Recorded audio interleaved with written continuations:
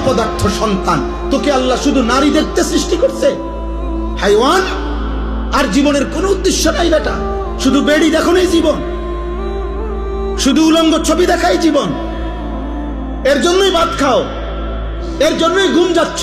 এই আকাশ, এই জমিন, এই সূর্য, এই চন্দ্র, এই আলো বাতাস, এত বড় পৃথিবী দিয়ে আল্লাহ তোমাকে লালন পালন করছে এই বেড়ি দেখতে, শুধু উলঙ্গ ছবি দেখতা, আর জিনা ব্যভিচার, আর নিজের হাত নিজের লজ্জাস্থানে নাপাক নষ্ট করতা, আর বন্ধুদের অসৎ আড্ডা দিতা। এই জন্যই বানাইছে না? আস্তাগফিরুল্লাহ। আহা বাপ, কি করলাম, কি করলা আব্বা? এ কেমন জীবন বানাইলা তোমরা? তোমাদের অগণিত বেনামাজি ছেলের চেহারা দেখে বোঝা যাচ্ছে কতদিন হয় নামাজ পড়ো না, তুমি জানো না?